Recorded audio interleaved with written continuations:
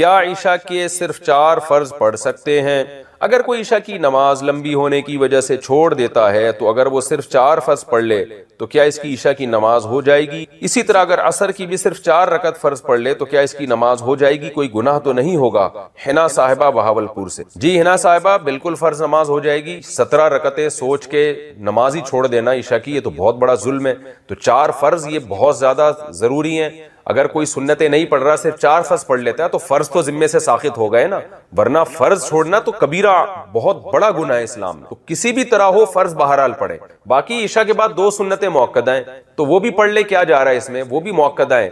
کبھی کبھار چھوڑ دے تو کوئی حرج نہیں ہے، لیکن چھوڑنے کا معمول بنا لینا اس میں گناہ کا خطرہ ہے، ایسا شخص قابل ملامت ہے، نبی کی شفاعت سے محروم ہونے کا خطرہ ہے۔ تو اس لیے 2 سنتوں کو کبھی معمول بنانا چاہیے، کبھی کبھار چھوٹ جائے تو کوئی حرج نہیں ہے، لیکن بہرحال 2 سنتوں میں اور 4 فرض میں زمین آسمان کا فرق ہے۔ 2 سنتوں کے چکر میں 4 فرض کبھی بھی نہ چھوڑ، نہیں پڑھے جا رہے تو 4 فرض ہی پڑھ لیں، تو لیکن عام 2 سنتوں کا بھی معمول بنا لیں۔ تو 6 رکعتیں عشاء کی، جس کو ہم کسی حد تک ضروری کہہ سکتے ہیں۔ 4 فرض تو وہ تو فرض ہیں بہرحال، اور 2 سنتیں مؤکدہ ہیں، وہ چھوڑنا حرام اور کبیرہ گناہ تو نہیں ہے، لیکن قابل ملامت ہے ایسا شخص جو سنتیں نہ پڑھے۔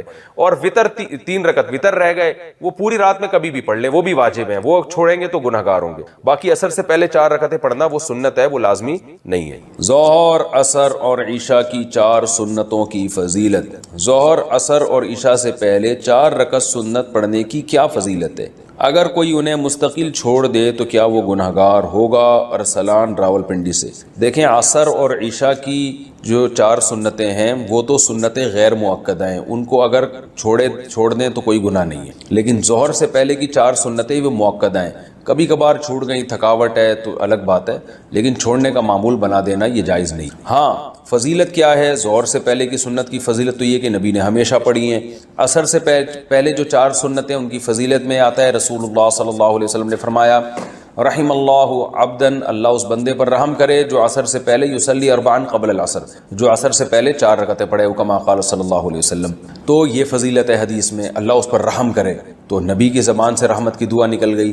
عشاء سے پہلے 4 رکعتیں پڑھنا کسی حدیث سے میں اس کی کوئی صراحتاً فضیلت نہیں ملتی، البتہ علماء نے قیاس کیا ہے اس کو ایک اس حدیث پر جس میں آتا ہے، صحیح حدیث ہے بالکل، آپ صلی اللہ علیہ وسلم نے فرمایا بین کل اذانین صلاۃ، 3 دفعہ آپ نے فرمایا، پھر فرمایا لمن شاء، اس کے لیے جو چاہے۔ ہر 2 اذانوں کے درمیان نماز ہے، اور 2 اذان سے مراد ہے اذان اور اقامت، تو ہر اذان اور اقامت کے درمیان آپ صلی اللہ علیہ وسلم نے حکم دیا کہ نماز پڑھا کرو، فضیلت ہے، واجب نہیں ہے۔ تو اس سے پتہ چلتا ہے بھائی عشاء میں بھی عشاء کے فرض یعنی اذان اور اقامت کے درمیان ہمیں نماز پڑھنی چاہیے، تو کم از کم 2 رکعت تو پڑھنی چاہیے۔ 4 رکعتوں کا علماء نے اس لیے کہا کہ قیاس کر کے، قیاس بھی ایک شرعی دلیل ہوتی ہے کہ بھائی جو رکعتیں 4 رکعتوں والی فرض ہیں ان سے پہلے 4 رکعتیں پڑھنے کا حکم دیا جاتا ہے، جیسے ظہر کی 4 رکعتیں ان سے پہلے 4، عصر کی 4 رکعتیں ان سے پہلے 4، تو اس سے پتہ چلتا ہے عشاء سے پہلے بھی 4 ہی ہوں گی، کیونکہ نبی نے کوئی مقدار متعین نہیں کی۔ لیکن ہم ظہر اور عصر پہ اگر قیاس کرتے تو اس سے یعنی استیناس کیا جا سکتا ہے کہ جب ظہر اور عصر سے پہلے 4 ہیں تو عشاء سے پہلے بھی 4 ہوں گی، کیونکہ فجر سے پہلے 2 ہیں، کیونکہ فجر کے فرض 2 ہیں۔ تو اس سے پتہ چلتا ہے کہ ایک استیناس کیا علماء نے، کیونکہ حدیث میں صراحتاً ذکر نہیں ملتا کہ کتنی پڑھنی چاہیے، تو اس لیے مطلق صلاۃ کا حکم ہے، تو ظہر اور عصر پہ قیاس کیا تو فقہاء نے کہا کہ عشاء سے پہلے بھی 4 رکعتیں پڑھنا مستحب ہے، افضل یہ کہ 4 کم از کم پڑھی جائیں، زیادہ پڑھیں تو اچھی بات ہے، تو یہ واجب نہیں ہے، افضل ہے۔ کیا نماز عشاء تاخیر سے پڑھنا مستحب ہے؟ بنت عبداللہ کشمیر سے۔ کیا ہم عشاء کی نماز کا وقت شروع ہونے سے لے کر 12 بجے تک کسی بھی وقت پڑھ سکتے ہیں؟ نیز کیا دیر سے عشاء کی نماز پڑھنا مستحب ہے؟ دیکھیں، عشاء کی نماز کے 3 اوقات ہیں، ایک ہے 1 تہائی رات، یعنی آپ یہ دیکھیں نقشے میں کہ عشاء کا ٹائم کس وقت شروع ہو رہا ہے اور صبح صادق کا ٹائم کس وقت شروع ہو رہا ہے۔ مثال کے طور پر آپ کے علاقے میں عشاء کا ٹائم شروع ہو رہا ہے 8:30 بجے رات کو، اور فجر کا ٹائم شروع ہو رہا ہے فار ایگزامپل 4:30 بجے، تو اب آپ گنیں 8:30، 9:30، 10:30، 11:30، 12:30، 1:30، 2:30، 3:30، 4:30، تو یہ ٹوٹل 8 گھنٹے ہو گئے۔ ہم آسانی کے لیے یہ 9 گھنٹے کر لیتے ہیں، یعنی فجر کا ٹائم شروع ہو رہا ہے 5:30 بجے، تو یہ 9 گھنٹے ہو گئے۔ عشاء کا ٹائم شروع ہو رہا ہے آپ کے علاقے میں فار ایگزامپل 8:30 بجے، اور فجر کا ٹائم شروع ہو رہا ہے 5:30 بجے، 9 10 11 12 1 2 3 4 5، تو یہ پورے گھنٹے بنتے ہیں 9 گھنٹے۔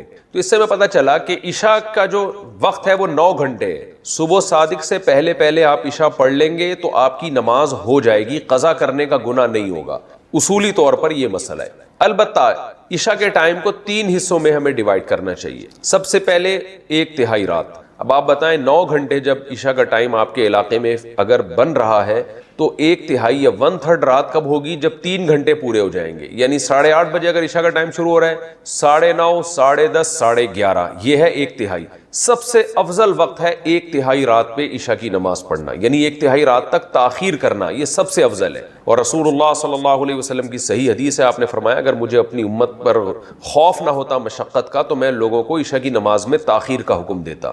تو مشقت کا خوف تھا اس لیے آپ نے اس کو واجب نہیں قرار دیا، لیکن افضل بہرحال یہی ہے کہ عشاء کی نماز اگر 9 گھنٹے کی رات ہے اور 8:30 بجے ٹائم شروع ہو رہا ہے تو 11:30 بجے پڑھی جائے، یہ سب سے افضل وقت ہے۔ 1/3 رات کے بعد پھر تاخیر کرنا یہ غیر افضل ہے، ناپسندیدہ ہے آدھی رات تک۔ اب آدھی رات کب ہوگی؟ جیسے 8:30 بجے عشاء شروع ہو رہی ہے اور 9 گھنٹے کا ہے تو یہ 4.5 گھنٹے میں آدھی رات ہو جائے گی، یعنی 8:30 9:30 10:30 11:30 12:30 1 بجے تک بھی آپ عشاء کی نماز پڑھ سکتے ہیں، جائز ہے، ثواب کم ہوگا۔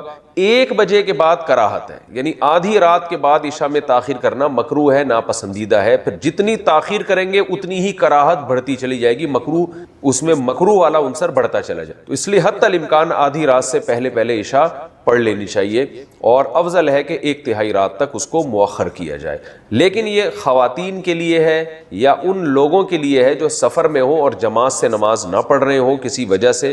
اگر آپ محلے میں رہتے ہیں، مسجد میں جماعت سے نماز سے پڑھنا چاہتے ہیں تو پھر جماعت کی نماز کو ترجیح دی جائے گی، اور جماعت کی نماز جلدی ہوتی ہے۔ ہمارے ہاں 9:15 بجے عشاء کی نماز ہو رہی ہے، حالانکہ اصل وقت تو 11:30 بجے ہے، لیکن وجہ کیا ہے کہ نبی صلی اللہ علیہ وسلم بھی 1/3 رات تک تاخیر اس لیے نہیں کرتے تھے کہ صحابہ پر شاق نہ گزرے۔ تو اگر مسجدوں میں اتنی دیر سے جماعت کی نمازیں ہونا شروع ہو جائیں گی تو اس بات کا امکان ہے کہ لوگ نماز چھوڑ دیں گے سستی میں، تو نماز کو بچانا اور جماعت سے پڑھنا یہ زیادہ امپورٹنٹ ہے۔ آپ انفرادی نماز پڑھیں 1/3 رات تک مؤخر کرنے سے، یعنی انفرادی طور پر 1/3 رات تک مؤخر کرنے سے افضل ہے کہ آپ جلدی پڑھ لیں مگر جماعت سے پڑھیں۔ تو جماعت چھوڑنا بہرحال مسجد کی جائز نہیں۔ تو مسجدوں میں جس ٹائم پہ نماز ہو رہی ہو آپ نے وہی نماز پڑھنی ہے اسی ٹائم پہ، چاہے وہ جلدی ہو رہی ہو چاہے وہ دیر سے ہو رہی ہو، تاکہ جماعت کی فضیلت نہ چھوٹے آپ سے۔ جماعت سے نماز پڑھنا چونکہ واجب ہے، نہیں پڑھیں گے گناہ گار ہوں گے، اور اگر انفرادی پڑھنی ہو کسی عذر سے تو پھر بہتر یہی ہے، جیسے خواتین تو انفرادی پڑھتی ہیں گھروں کے اندر، تو پھر بہتر یہی ہے کہ 11:30 بجے تک مؤخر کیا جائے۔ لیکن یہ بھی اس خاتون کے لیے افضل ہے جس میں نیند کا بہت زیادہ غلبہ نہ ہو اور یہ بھی خطرہ نہ ہو کہ اتنی دیر سے سونے میں فجر قضا ہونے کا خطرہ نہ ہو۔ تو اگر خطرہ ہے، آپ کو یہ ڈر ہے کہ نیند کا غلبہ ہو جائے گا، سستی ہو جائے گی، تو بھائی پھر بہتر یہی ہے کہ وقت داخل ہوتے ہی پڑھ لیا کرے، جیسے ہی وقت داخل ہو پڑھ لے تاکہ قضا ہونے کا خطرہ ختم ہو جائے۔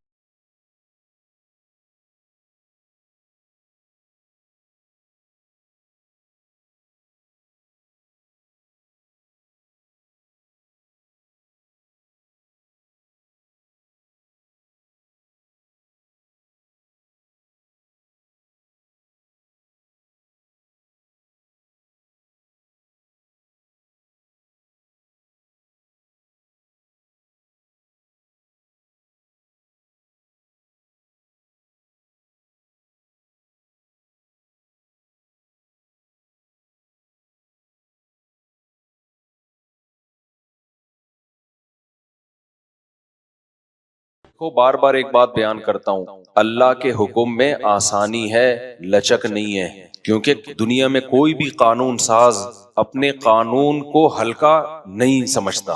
دنیا میں جو بھی حکومت ہوتی ہے قانون بنائے اور یہ کہے کہ یہ لازم ہے، اس کے بعد پھر وہ لازم نہ کرے، اور تو اس کا مطلب خود اپنے قانون کی ویلیو کو وہ ڈی ویلیو کر رہی ہے نا، یہی مطلب ہو گیا نا۔ دنیا میں کوئی یہ نہیں کرتا، تو اللہ قانون بنائے اور کہے کہ یہ فرض ہے، سفر میں بھی فرض ہے، حضر میں بھی فرض ہے، پھر اللہ کہ چلو میں نے کہہ تو دیا، باقی تمہاری مرضی. نا نا نا نا نا نا، صحیح ہے، اللہ نے کہہ دیا اب ہے تو ہے، اب آپشنل نہیں ہے. رمضان کے بار بار میں بتاتا ہوں نا، روزے میں مزدور کو بھی روزہ رکھنا پڑے گا، کتنی سخت گرمی ہو، کیونکہ اللہ نے قانون بنا دیا بھائی بیماری میں سفر میں چھوڑ سکتے ہو، اس کا مطلب تیسرا کوئی عذر نہیں ہے، رکھنا پڑے گا. تو اس لیے جو فرائض ہے نا، واجبات فرائض، اس میں اللہ کے قانون آسان ضرور ہے، لچکدار نہیں ہے، جب ہے تو ہے. اسی میں ایک اور مسئلہ آ گیا عدت کا، کسی عورت کے شوہر کا انتقال ہو جائے، اللہ نے قانون بنا دیا، آسان قانون بنایا. زمانہ جاہلیت میں بہت مشکل، جب کسی عورت کے شوہر کا انتقال ہوتا تھا تو زمانہ جاہلیت میں عورت 2 سال عدت گزارتی تھی. کتنی؟ 2 سال. اور اس 2 سال میں وہ میلی کچیلی رہتی تھی، یہاں تک بھی بعض روایات میں آتا ہے اس کی جگہ کو گندا رکھا جاتا تھا، مینگنیاں لا کے ڈال دی جاتی تھی گند میں رہے. اسلام نے اس حکم کو ختم کیا، یہ ظلم ہے عورت کے اوپر. اللہ نے حکم دیا 4 مہینے 10 دن بس، اور اس میں میلی کچیلی نہیں رہے گی، نہائے دھوئے، بس زینت اختیار نہیں کرے گی، زیور نہ پہنے، خوشبو کا استعمال نہ کرے، زینت اختیار نہ کرے، باقی نارمل رہے، گھر سے باہر نہ نکلے. وہ تو ایک صحابیہ نے نبی صلی اللہ علیہ وسلم سے اجازت چاہی کہ بھئی 4 مہینے 10 دن میں یوں کر لوں، میں فلانی جگہ چلے جاؤں. آپ نے فرمایا اللہ تعالیٰ نے تمہیں یہ آسانی دی ہے کہ وہ زمانہ جاہلیت کا حکم اللہ نے منسوخ کر دیا، اب اتنی آسانی دے دی، تو اب اس حکم کو فالو کرنا پڑے گا. اب آج کل خواتین کیا کرتی ہیں، شوہر کی ڈیتھ ہوئی، جو دیندار نہیں ہے ان کی تو بات ہی نہیں کر رہا نا، ان کی نظر میں تو عدت کی کوئی 2 ٹکے کی حیثیت ہی نہیں ہے، وہ تو اس کو دقیانوسی حکام سمجھتی ہے. لیکن جو دیندار ہیں وہ بھی بھائی، وہ ڈیتھ ہوئی، شوہر کا چہرہ دیکھنے کے لیے جا رہی ہیں ہسپتال، پھر وہ فلانے کے کام سے جانا ہے تو آج فلانے کے کام سے جانا ہے، تو آج یوں کرنا ہے، آج یہ کرنا ہے، یہ فلانے پورشن میں چلی جاتی ہوں، ماموں کے گھر جا کے عدت گزار لیتی ہوں. بھائی اللہ تعالیٰ نے جو عدت کے حکام دیے ہیں، شوہر کی ڈیتھ ہوتے ہی عورت کی عدت بولو شروع. اور عدت میں 2 کام لازمی ہیں، گھر سے نہیں نکلنا ہے، زینت اختیار نہیں کرنی. اب اس میں لوگ ہمیں تنگ کرتے ہیں، یار وہ چہرہ دیکھنے جانا چاہتی ہے ہاسپٹل میں، بھائی شوہر کو گھر لے آؤ. اگر بیوی نے اپنے شوہر کو دیکھنا ہے، میت کو گھر لے آؤ، عورت نہیں روڈ پہ آ سکتی، جنازے کی چارپائی کے پیچھے پیچھے جا رہی ہوتی ہے گھر سے باہر نکل کے، پھر اللہ کو غضب آئے گا. جب میں نے ایک آرڈر دے دیا ہے اس کو ہلکا کیوں لے رہے ہو؟ عیادت کے لیے نہیں جا سکتی، وہ سمجھ رہے کہ بھئی فلاں بیمار ہے تو چلو میں عیادت کے لیے چلی جاؤں، فلاں کی ڈیتھ ہو گئی چلو میں تعزیت کے لیے. حج ختم ہو جاتا ہے اس سے. حج کی کتنے مسئلے آتے ہیں، عورت نے حج کی درخواست دی ہوئی ہے، نام آ گیا، حج پہ جانے کی تیاری ہو گئی، شوہر کا انتقال ہو گیا، اب جس دن جانا ہے 4 مہینے تو ہو جائیں گے، 10 دن رہ جائیں گے. تو ہم کہتے ہیں بھائی 10 دن کیا، 1 گھنٹہ بھی رہ گیا ہونا 4 مہینے 10 دن ہونے میں، آپ کو 1 گھنٹہ پہلے بھی نکلنے کی اجازت نہیں. بے شک حج ضائع ہو جائے کوئی بات نہیں، حج کینسل ہو جائے، کیونکہ حج کی فرضیت پہ عدت مقدم ہے. حج اگلے سال بھی ہو سکتا ہے، عدت تھوڑی ہو سکتی ہے. تو ہاں یہ اللہ نے آسانی رکھ دی ہے کہ جس عورت کا کوئی کمانے والا نہ ہو، اللہ نے لچک، جہاں شدید ضرورت تھی وہاں اللہ نے خود بخود لچک رکھ دی کہ بھوکے تو نہیں مر سکتے نا، کمانے والا کوئی نہیں ہے تو کمانے کے لیے جا سکتے، مجبوری ہے بھائی کمانا. تو اس میں فقہاء نے بیان کیا دن میں جائے بغیر زینت اختیار کیے، اور دن میں واپس آ جائے، اور صرف کمانے کی حد تک باہر نکلے، ادھر ادھر نہ جائے. اب اس میں خواتین یہ کیوں ایسے کیا، بھائی اللہ کا حکم ہے، اب اس میں آپ کو چونو چرا کی اجازت بولو نہیں ہے، بس آرڈر دے دیا. پھر اللہ نے یہ بھی حکم نازل کر دیا کہ اگر عورت پریگنینسی میں ہے تو بچہ ہوتے ہی اس کی عدت ختم ہو جائے گی. دیکھو ہمارے نبی صلی اللہ علیہ وسلم بھی اللہ کے آرڈر کے سامنے کیسے اپنی عقل نہیں استعمال کرتے تھے. ایک صحابیہ کو حمل تھا، ان کے شوہر کی ڈیتھ ہوئی ہے اور ادھر بچہ پیدا ہو گیا، ادھر ڈیتھ ہوئی اور ادھر فوراً ہی. اب ان کو خیال ہوا بھائی اتنی جلدی تو عدت پوری نہیں ہوتی، تو کیا کرنا ہے؟ نبی نے سے مسئلہ پوچھا گیا، آپ نے فرمایا ختم. جب اللہ نے کہہ دیا وَأُولَاتُ الْأَحْمَالِ أَجَلُهُنَّ أَن يَضَعْنَ حَمْلَهُنَّ، کہ حمل والی عورت کی عدت یہ ہے کہ بچہ جن لے. تو بچہ جن دیا تو اللہ نے تو نہیں کہا کہ 1 سیکنڈ بعد جنے یا 1 سال کے بعد جنے، اللہ نے یہ کہا ہے اللہ نے قرآن میں. تو ہمارے نبی بھی اللہ کے حکم کو کیسے فالو کرتے تھے نا. اگر یہی بچہ پہلے پیدا ہو جاتا، پیدا ہوتے ہی شوہر کی موت ہو جاتی. فقہا بہت باریک مسائل بیان کرتے ہیں، اور آج کل کے اسکالر نا ان کا مذاق اڑاتے ہیں کہ دیکھو یہ اتنی باتوں میں لوگوں کو الجھایا ہوا ہے. فقہا نے بیان کیا ہے کہ ادھر بچہ پیدا ہوا، کیونکہ ایسا ممکن ہے، قانون جب لکھا جاتا ہے تو امکان کو بھی لکھا جاتا ہے کہ ابھی آدھا بچہ پیدا ہوا ہے اور شوہر کی ڈیتھ ہو گئی تو کیا ہوگا. ایک ہے بچہ پیدا ہوتے ہی شوہر کی ڈیتھ ہو جائے، تو بچہ چونکہ پہلے پیدا ہوا ہے, شوہر کی ڈیتھ بعد میں ہوئی ہے, تو اب عدت کیا ہوگی؟ اب 4 مہینے 10 دن چلے گی. ادھر شوہر کی ڈیتھ ہوئی اور فوراً بچہ پیدا ہو گیا تو عدت ختم.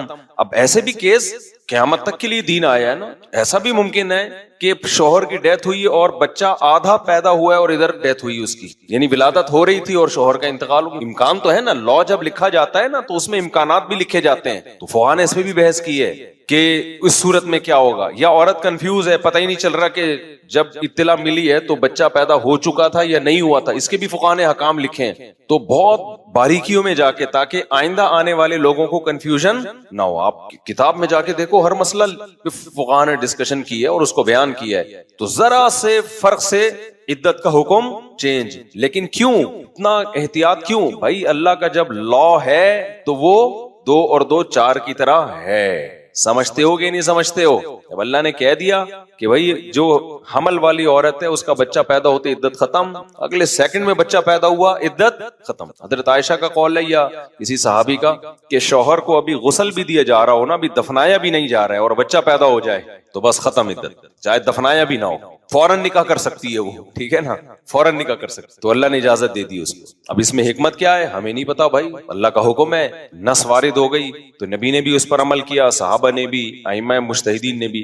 لیکن یہ نہیں ہے کہ جی 40 دن کی عدت, بعض 40 دن کی عدت منا رہی ہیں, بعض جو ہے وہ سفر کر رہی ہیں عدت کے دوران. تو ہاں گھر اکیلا ہے, وحشت ہے اس میں, بہت زیادہ خوف ہے, کوئی خطرہ ہے چوری چکاری کا, تو مجبوری میں پھر وہ گھر چینج کر سکتی ہے. جیسے کوئی ایسی جگہ پہ رہ رہی ہو جہاں چور ڈاکوؤں کوئی ساتھ رہنے والا نہ ہو, وہ ایک الگ مسئلہ ہے. تو یہ تو میں نے کچھ تھوڑی سی وہ اصل بات یہاں سے شروع کی تھی کہ کام جب مسلط ہوتا ہے تو ہو جاتا ہے, انسان اپنے اوپر اختیاری میں ڈال دینا تو بس وہ ترتیبیں ہی بناتا رہے گا, سوچتا ہی رہے گا, کام دھیلے کا نہیں ہوگا. تبھی ہمارے حضرت فرمایا کرتے تھے کہ اللہ سے دعا کیا کرو کہ اللہ جو دین کی خدمت ہے اس کو میری مجبوری بنا دے, میں چاہوں نہ چاہوں کام ہو بس لے تم.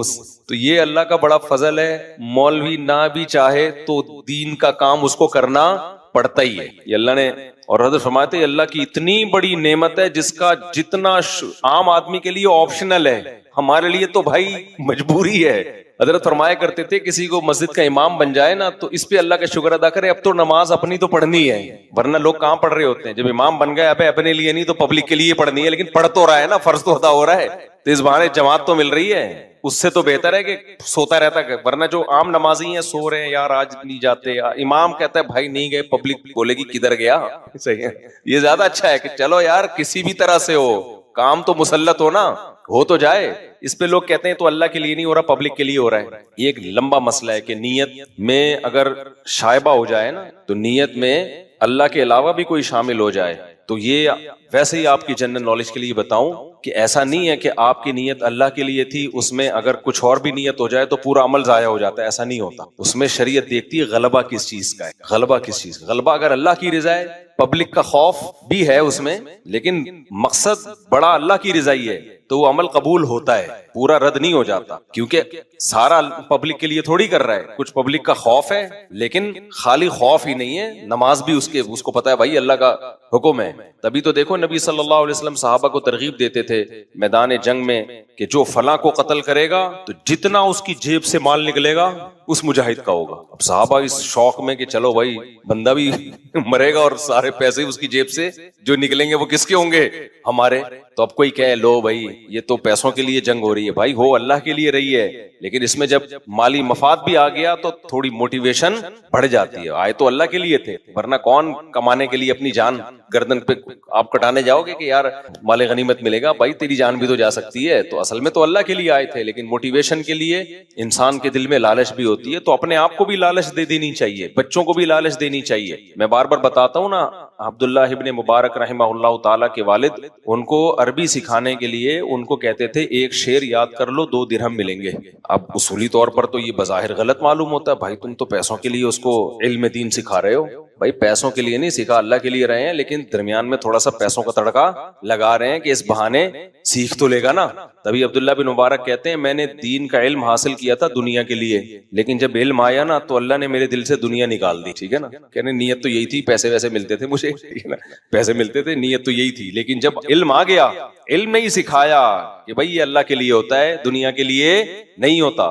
تو اپنے آپ کو اچھائی کی عادت ڈالنے کے لیے اگر دنیا کو شامل کرنا پڑے نا تو بھی ٹھیک ہے, عادت پڑ جائے اخلاص پیدا ہوتا رہے گا. ایک شاعر نے بڑا پیارا شعر کہا ہے, وہ ریا جس پر تھا زاہد تعنزن, پہلے عادت پھر عبادت بن گئی. یہ بڑا خاندانی شعر ہے, اس کا مطلب سمجھاتا ہوں. اب تھوڑا آڑا ترچا بیان ہو رہا ہے لیکن پارسل کر رہا ہوں, کام کی باتیں ہو رہی ہیں, وہ غلط باتیں تو نہیں کر رہا. وہ ریا جس پر تھا زاہد تعنزن, زاہد کہتے ہیں جو دنیا سے بے رغبتی, اللہ کی عبادت کرنے والا. تو جب انسان عبادت کرتا ہے تو بعض دفعہ اس کے دل میں ریاکاری آتی ہے, لوگ دیکھ کے خوش ہو رہے ہیں اور لوگ واہ واہ کر رہے ہیں, تو اس کو یہ دل میں خیال آتا ہے یار میں تو لوگوں کے لیے کر رہا ہوں, اللہ کے لیے کر ہی نہیں رہا. تو وہ تانا دیتا ہے کہ یار یہ کیسی عبادت, یہ پبلک کے لیے ہو رہی ہے, شو بازی ہو رہی ہے. تو اس پہ شاعر نے کہا وہ ریا جس پر تھا زاہد تعنزن, پہلے عادت پھر عبادت بن گئی. کیا مطلب, شروع میں تو ریا کی نیت سے ہو رہا تھا, لیکن کسی بھی نیت سے ہو رہا تھا, کام کی لت تو پڑ گئی نا, عادت تو پڑ گئی نا. مثال کے طور پر آپ پبلک کو دکھانے کے لیے نماز پڑھ رہے ہو, فجر بھی ظہر بھی, لوگ بولیں گے بڑا بزرگ ہے یار, کئی دن تک پبلک کو دکھانے کے لیے بھی پڑھو گے, کام کی عادت تو پڑ جائے گی نا. وہ جو پوستی پنا تھا وہ تو ختم ہو جائے گا. کام کسی بھی نیت سے کیا جائے نا یوز ٹو ہو جاتا ہے آدمی. سمجھتے ہو کہ نہیں سمجھتے؟ اور کیے بغیر یوز ٹو نہیں ہوتا. آپ جتنا مرضی اخلاص ہو, نماز کی فکر ہو, عادت تھوڑی پڑے گی اس سے نماز کی.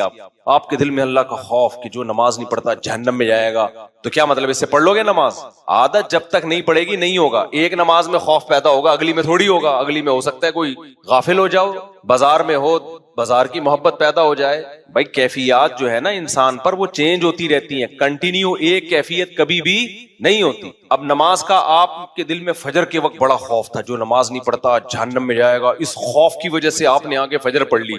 کیا آپ سمجھتے ہو ضروری ہے کہ یہ خوف ظہر میں بھی ہو؟ بولو نا. ہو سکتا ہے ظہر میں 4 شادیوں پر بیان سن کے آئے ہو, آپ شادیوں میں الجھا ہوا ہو, دلہنیں آ رہی ہوں آپ کو خواب میں, وہ خوف ہی نکل گیا آپ کا. اب کہاں سے موٹیویشن ملے گی؟ نہیں ملے گی. آپ چھوڑ دو گے ظہر, پھر کہیں مولوی صاحب کا بیان سن لیا, مولانا طارق جمیل صاحب کی تقریر سن لی, او بھائی ایک خوف پیدا ہوا, کانپ رہے ہیں, اثر پڑ لی. مغرب میں پھر کوئی فلم دیکھنے بیٹھ گئے, وہ سارا ختم. کسی ملحد کا بیان سن لیا, وسوسے پیدا ہو گئے. تو یہ جو موٹیویشن ہے نا, لالچ اور خوف, یہ کام تھوڑا سا کرنے میں تو مددگار ہوتی ہے, لیکن اس سے کام کی عادت, کیونکہ یہ کیفیات ہمیشہ رہتی نہیں ہے. رہے تو آدمی مر جائے, سمجھ میں نہیں آ رہی بات. اگر یہ کیفیات ہمیشہ رہے نا تو یا تو خوف سے مر جائے پھر آدمی, جہنم سے ہر وقت کوئی بھی نہیں کانپتا رہتا, کبھی کبھار ہی کیفیات آتی ہیں. تو اس لیے جو بھی اصلاح کرتے ہیں نا بزرگان دین, ان کی کوشش ہوتی ہے خانقاہوں میں کہ اس کو عادت ڈالی جائے اس کام کی. بھلے ریاکاری کے لیے کر یار, تو دنیا کے لیے کر, پیسے لے لیں ہم سے نماز پڑھنے کے, عادت ڈالو اس کو. جب عادت پڑے گی, پھر جب یوز ٹو ہوتا ہے نا, لت پڑتی ہے کسی کام کی, پھر بھائی جو مرضی کیفیت ہو, وہ کہے گا کیفیت گئی تیل لینے, بھاڑ میں جائے کیفیت, میں نے نماز پڑھنی ہے. اب ہم نے جو جہاز میں نماز پڑھی, یہ تھوڑی کہ مجھے کچھ ٹانگیں کانپ رہی تھی, خوف پیدا ہو رہا تھا, نماز چھوڑ گئی. بھائی عادت پڑی ہوئی ہے یار, کیسے چھوڑے؟ دل ہر وقت ٹینشن رہے گی دماغ میں, نماز نماز. یہی ہوتا ہے نا نماز, جو نماز پڑھتا ہے ہر وقت ٹینشن, کو سکون ہی نہیں ملے گا کسی کام میں یار, نماز نہ نکل جائے. ایک بار بار دماغ میں اپنے سکون کے لیے بھی انسان کہتا ہے بھائی ایک دفعہ پڑھ کے آرام سے بیٹھ جاؤ. بالکل جیسے جس کو چائے کی لت پڑ جائے, نسوار کی لت پڑ جائے. شروع میں ہو سکتا ہے چائے شروع کی ہو دماغ کو فریش کرنے کے لیے, جب لت پڑ جاتی ہے بھائی دماغ فریش ہونا ہو, مجھے کیا چاہیے, عادت پڑی ہوئی ہے. اتنا انسان کی اللہ نے باڈی میں یہ چیز رکھی ہے نا, لت پڑنا اور عادت پڑنا, یہ خوراکوں میں بھی ہے. آپ نے دیکھا ہوگا کچھ لوگ صبح اٹھ کے پانی نہ پیئیں تو حلق خشک رہتا ہے, حالانکہ صحت کے لیے نقصان دہ ہے یہ, لیکن کیوں پیتے ہیں؟ کسی کے ڈاکٹر کے کہنے پر نا, صبح نہار منہ, کسی یعنی بیوقوفی کہوں گا میں اس کو, جو کام دنیا میں کوئی جانور نہیں کر رہا ہوتا, صبح سے اٹھ کے پاگلوں کی طرح پانی پی رہے ہوتے ہیں. ڈاکٹر نے کیسے گردے صاف ہوتے ہیں. ابے جب پانی کی ضرورت ہوتی ہے تو ڈاکٹر تھوڑی ہو, تو باڈی خود بتاتی ہے. جب ضرورت نہیں ہے تو بلا وجہ کیوں گھسڑ رہے ہو یار ایک چیز. لیکن غلط کام شروع کیا, اب باڈی اس غلط کی کیا ہو گئی, اب نہیں پیو گے تو پیاس, خشکی, یہ سب چیزیں شروع ہو جاتی. میں نے ایسے لوگ بھی دیکھے ہیں کہ ہمارے ایک ریلیٹیو تھے, بہت پرانا قصہ, ان کو نہیں پتا چلے گا کس کی بات ہو رہی ہے. میں جب ان سے ملا تو مجھے پتہ ہی نہیں چلتا یہ لمبائی کتنی ہے, ان کی چوڑائی کتنی, یہ بیٹھے ہوئے ہیں یا لیٹے ہوئے ہیں یا کھڑے ہوئے ہیں, گول تھے بالکل گول. وہ کیا کرتے تھے, ان کو کولڈ ڈرنک کی عادت ایسی پڑی تھی, صبح نہار منہ پیپسی پوری 1.5 لیٹر کی 2 لیٹر کی پی جاتے تھے. وہ کہتے تھے میں نہیں پیوں میرا دماغ خراب ہونے لگتا ہے. حالانکہ یہ کوئی قدر نقصان دہ نا, سارے ڈاکٹر ان کو کہہ رہے تھے مر جائے گا بھائی تو, لیکن کہہ رہے ہیں مجھے تسلی نہیں ہوتی, مجھے پینی پڑتی ہے. تو جب اتنی فضول چیز کو کرتے کرتے رہنے سے کرنے کی عادت پڑ گئی, تو بھائی نماز پڑھتے پڑھتے رہنے سے پڑھنے کی عادت نہیں پڑے گی کیا؟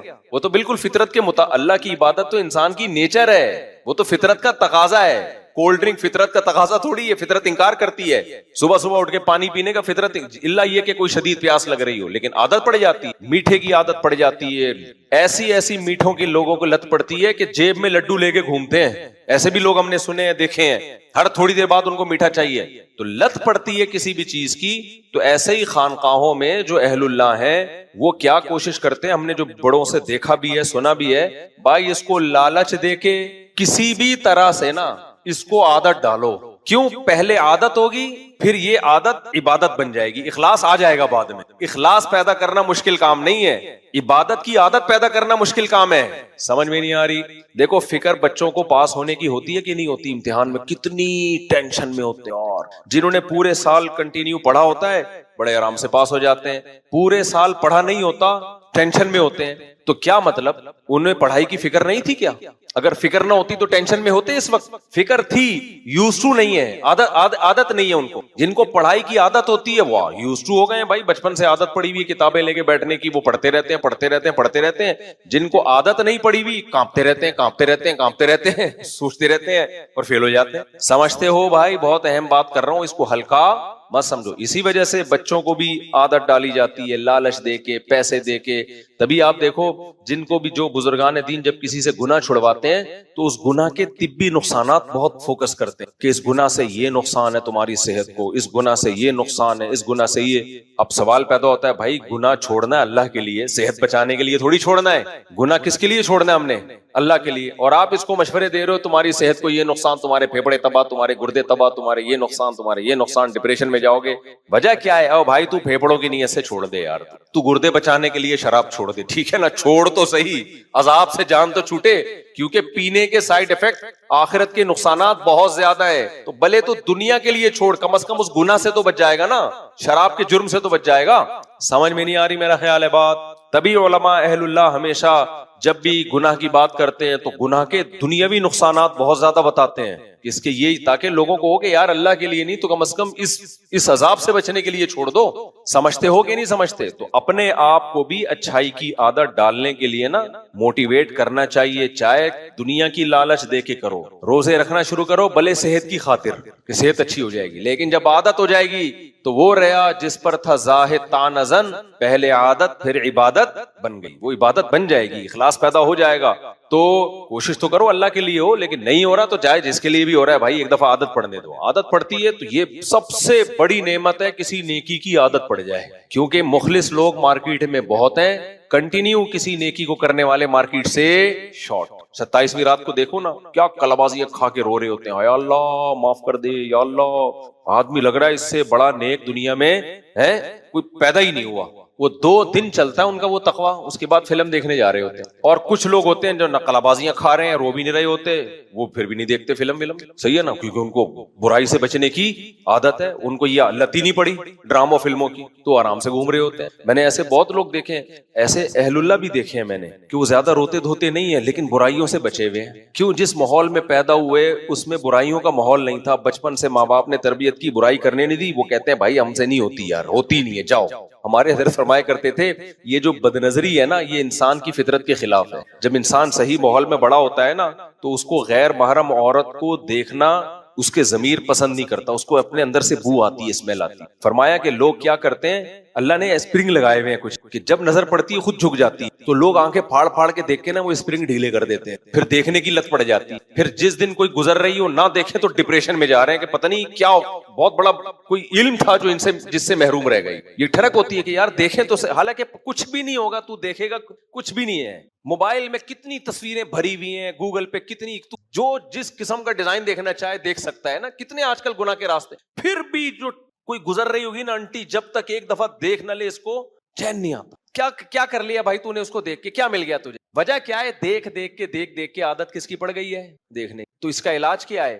بھائی جو کام کرتے رہنے سے کرنے کی عادت ہوتی ہے, چھوڑتے رہنے سے چھوڑنے کی. بالکل وہی فارمولا ہے, جس وجہ سے لت پڑی ہے وہی چھوڑتا رہے گا. شروع میں تکلیف ہوگی, اس کے بعد چھوڑنے کی عادت, پھر کوئی گزرے گی تو تیری نظر ہی نہیں اٹھے گی. جو آنکھیں پھاڑ پھاڑ کے دیکھ رہے ہوں گے تجھے ان پہ تعجب ہوگا, بھائی کیسے پاگل لوگ ہیں یار, ٹھر کی, تجھے ان پہ تعجب ہوگا. سمجھ رہے ہو کہ نہیں سمجھ رہے ہو؟